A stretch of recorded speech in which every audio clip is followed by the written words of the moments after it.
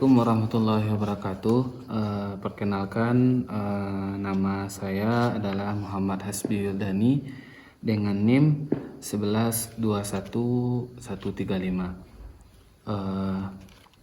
Video ini adalah untuk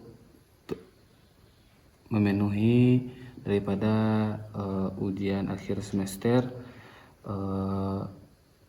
mata kuliah filsafat ilmu. Lalu hari ini saya ingin membahas tentang hakikat suatu pengetahuan di dalam bidang filsafat ilmu. Maka di bidang filsafat ilmu itu ada suatu hakikat pengetahuan. Lalu ada beberapa teori tentang hakikat pengetahuan dalam teori-teori berfikir dalam filsafat ilmu. Lalu ini akan saya bahas. Yang pertama yaitu teori tentang realisme. Maka teori realisme adalah suatu teori yang mana ketika itu seseorang berpikir bahwa dia hanya bisa meyakini sesuatu ketika dia benar-benar meyakini sesuatu itu adalah nyata, begitu. Seperti contohnya seseorang yang melihat foto.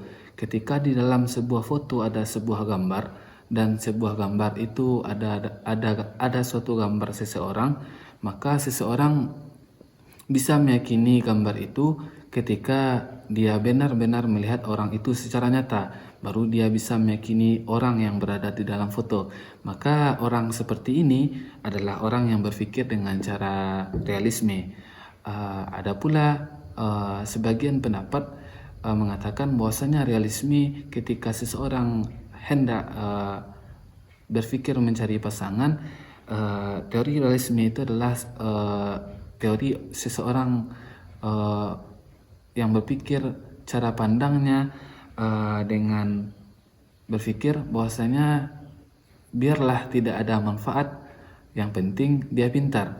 Ini adalah teori realisme bagi orang yang ingin mencari pasangan biasanya.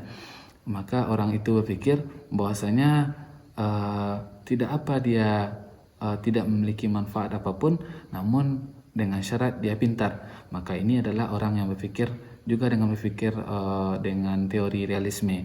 Kemudian yang kedua yaitu adalah teori idealisme. Maka teori idealisme itu adalah sebuah teori yang mana mereka berpikir bahwa untuk mendapatkan sesuatu itu adalah suatu hal yang mustahil. Maka ini adalah orang yang berpikir dengan cara idealisme.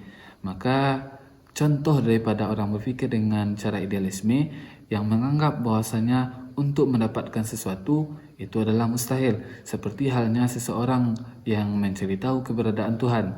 Maka mustahil pada akal bahwasanya kita dapat mengetahui keberadaan Tuhan.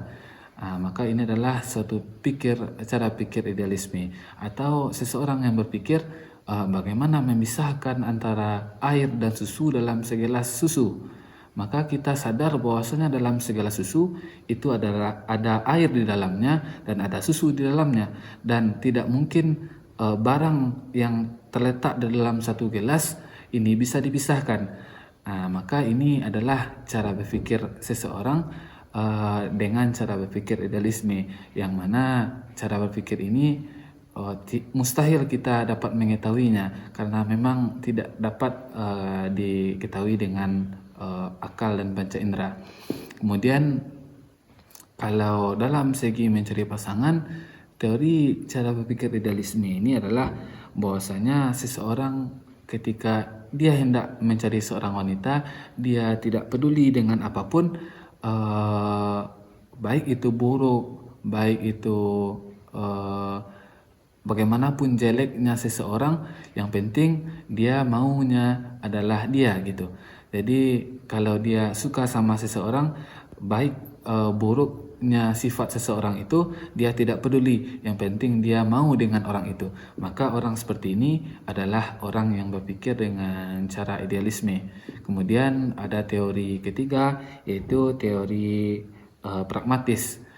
Dalam hal mencari pasangan, ini cenderung banyak orang yang berpikir dengan cara pragmatis, yang mana orang yang berpikir dengan cara pragmatis adalah ketika orang berpikir ada manfaat baru dia mau. Ketika contohnya seseorang mau bekerja ketika dia diberi dengan upah, maka ini adalah orang yang berpikir dengan cara pragmatis. Jadi ada manfaat dahulu baru dia mau mengerjakan, maka orang ini adalah orang yang berpikir dengan cara teori pragmatis. Kemudian yang terakhir yang akan saya bahas adalah teori empiris. Unik dari teori empiris ini adalah bahwasanya dia tidak akan percaya sebelum mencoba. Ini adalah orang yang berpikir dengan cara empiris. Orang yang berpikir dengan cara empiris ini, dia tidak akan yakin dengan hal itu sebelum dia mencoba. Seperti halnya dia meyakini rasa manis, maka dia tidak akan yakin bagaimana rasa manis sebelum dia mencoba bagaimana rasa manis. Dia tidak akan yakin bahwasanya gula itu adalah manis sebelum dia mencoba iyakah gula ini manis atau tidak. Maka ini orang yang berpikir dengan cara empiris. Jadi ada 4 teori hakikat pengetahuan yang sejauh ini saya tangkap dari belajar mata kuliah filsafat ilmu. Yang pertama yaitu realisme, yang kedua adalah idealisme, yang ketiga realis, yang keempat adalah empiris. Realis adalah cara orang yang berpikir bahwasanya ketika ada manfaat baru dia mau. Dia tidak perlu dia tidak memiliki manfaat, tetapi dia pintar. Ini orang adalah yang berpikir dengan cara realisme.